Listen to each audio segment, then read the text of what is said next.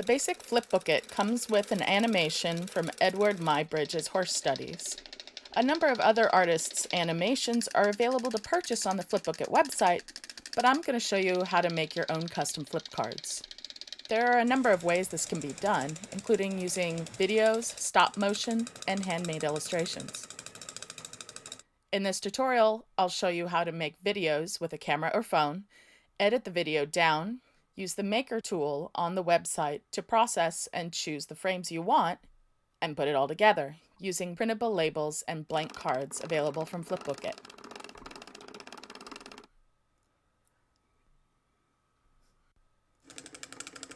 If you've seen many videos on Vine, you're probably familiar with looping videos.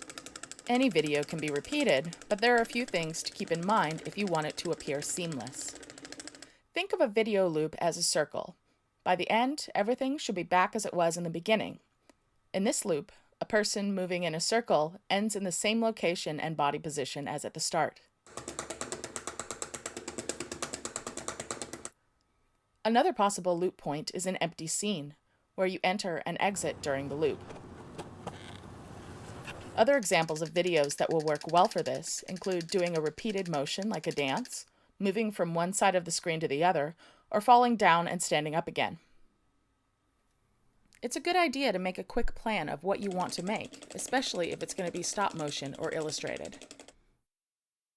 The final outcome will be 4 by 3 1/3 inches, which is big enough for some detail, but make sure the movement isn't too subtle. You'll also notice that there's a small gap between the top and bottom cards. Because of the way this machine works, movement in the center area won't show up as well, so you want to make sure that most of your activity takes place in the top or bottom of the frame as opposed to the middle. One of the most important things you'll need is a tripod to keep your camera still while shooting. There are a variety of sizes and styles available without having to pay an arm and a leg. It is also possible to make your own from whatever you have on hand. You can create a stand for your camera phone out of cardboard, books, rubber bands, tape, just about anything. I've linked to a few good tutorials of homemade camera stands in the Instructable for this video, or you can make a simple stand with slots like this one out of cardboard. The important thing is to make sure your camera or phone is sturdy. If doing a small light stand like this one, it's a good idea to secure it before you start shooting. I'll tape this one down. This simple, inexpensive stand meets all of our requirements. The slots are tight enough to hold the phone in place, it doesn't block the camera, and it still lets you access the screen.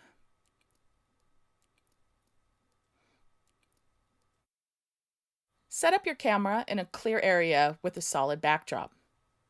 You might put it on top of a table or stack of books. Tripods with bendy legs are good for wrapping around poles or other sturdy items that don't have a flat surface. You'll want to think about framing when you're setting up. If you will be walking onto the camera, where will you be able to walk in the room and still be in the shot? It can make things much easier if you put tape on the floor that marks the boundaries of your camera's view. If you're doing this full size, 2 people make this task easier. One directs from behind the camera, the other puts down the tape and ensures that the frame is still the right size for a person. Another important thing is good lighting.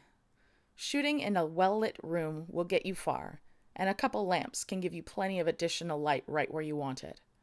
For making printed flipbook cards, we definitely want to have a lot of light and contrast. A dingy, low-contrast video will make for an animation that is really hard to see. If you are helping others who are in front of the camera, make sure to coach them. Remind them to pay attention to the frame since they won't be able to see the camera. And it can be helpful to make additional tape marks on the floor if they want to return to the same place. It takes a little time to start and to stop a movement, so especially if your action is a repeated motion like dancing or moving in a circle, it's a good idea to perform it several times in a row. The continuity will help the loop appear seamless. I'll explain this further in the next step. What's more, it will give you a variety of options.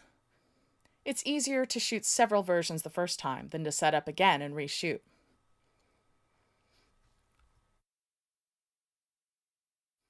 You might have a video editing application on your computer already. There are also online video editors and plenty of options for your mobile device. Load your video and then look for the loop that you want. Some video editors have a looping playback option, which can be helpful in identifying a smooth loop.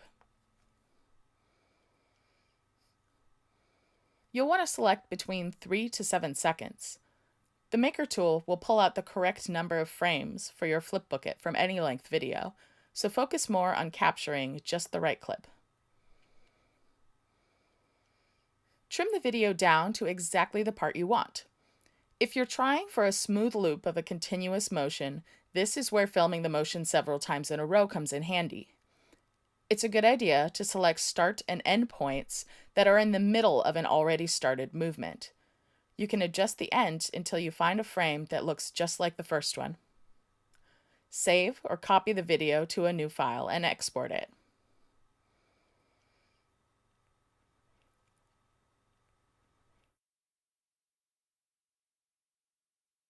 Go to the FlipBooKit website at flipbookit.com and navigate to the Maker tool. From here, you have a few options. First thing to do if you're uploading a video is to click or drag your edited file on the gray Upload Video box. It can take a little time to upload and process depending on your connection and the load on the server. For my animation, it took a few minutes. You're seeing it high speed here.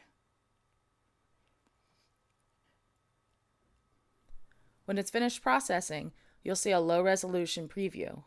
Don't worry, the final images will look much nicer. Play it back to see how it looks. You can fiddle with the video you're uploading if you need to.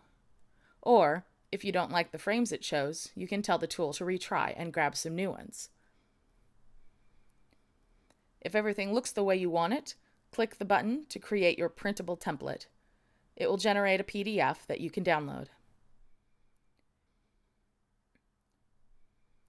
You may notice that the images look a little strange in the PDFs, with the tops and bottoms not matching.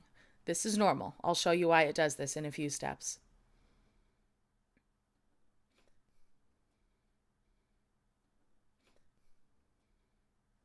If you're happy with the images that the Maker tool chose, you can download the document to print.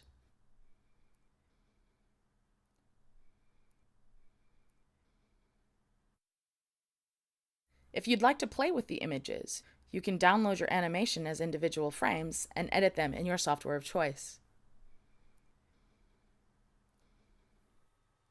The Maker tool will give you a zip file that contains 24 JPEGs. You'll notice that they are the original frames, not the formatted, seemingly misaligned ones that appear in the printable template. When we re-upload them, it will take care of that formatting for us on the edited images.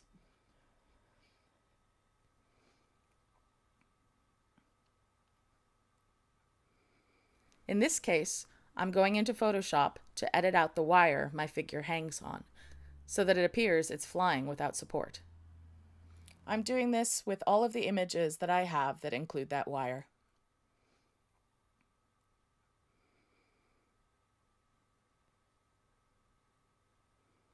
Perhaps you'd like to change the colors, apply filters, add text. You can make it sepia to have an old-fashioned look to it.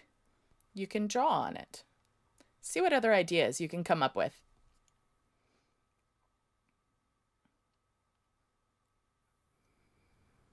You can then drag all the edited images to the Upload 24 Frames box on the Maker tool, and it will create a version that is ready to print onto the labels. Once again, this can take some time. Grab a cup of coffee, watch a kitten video, or put on music and dance around for a few minutes. You don't have to watch a bar go across the screen, galloping horse or no.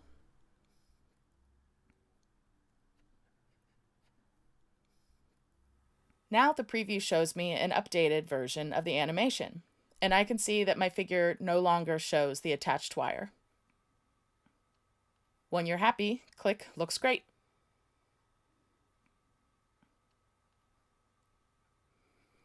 Once again, it'll show you the PDF, which you can preview and download when it's ready to go.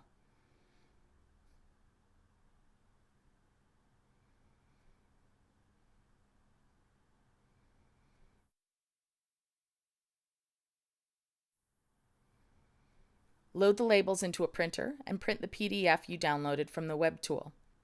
It's a good idea to print some test pages on regular paper so you can check the alignment against the label sheet. If you don't have access to a printer, or if you'd like higher quality than your printer can provide, you can always take your file to a copy shop or office supply store and have them print it for you.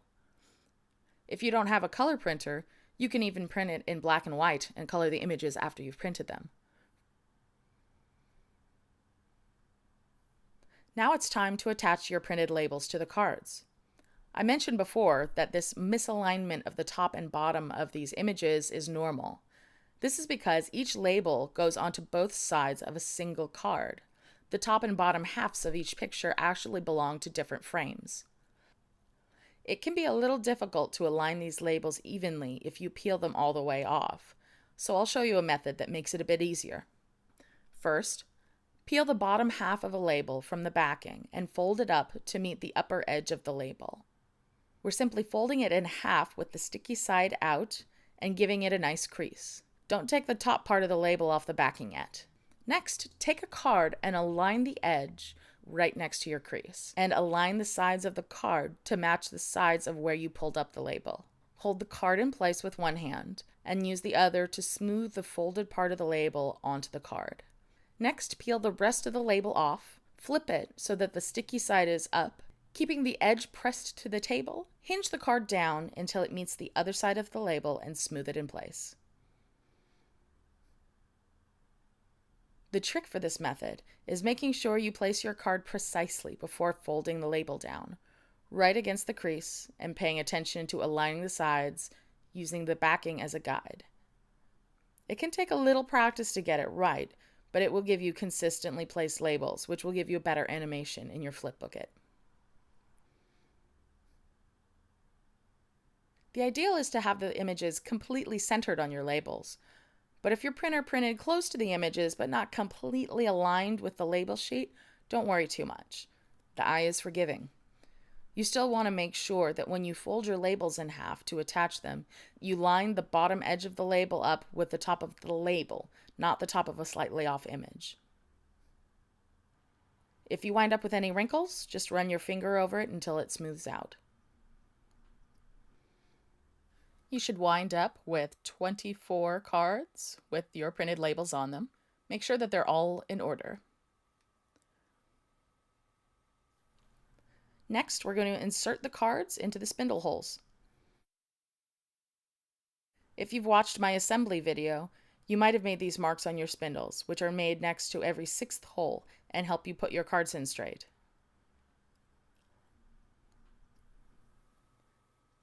Go ahead and do it the same way. Put in the first card, flip it down, put in the second card, flip it down, and continue until all of your cards in. Make sure you don't miss any holes.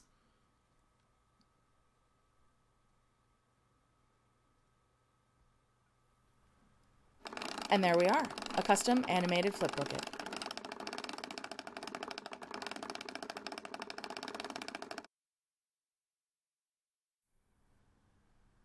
Since stop motion is such fun and a great tool for education, there are a lot of good applications out there for doing stop motion specifically, with features like ghosting the previous image and previewing your existing animation.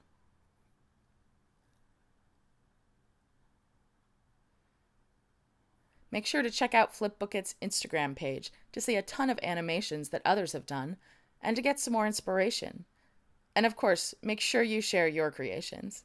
As always, check this video's Instructable page for more details, links to tools I've mentioned, and some other resources you might find helpful. Have fun, and thanks for watching.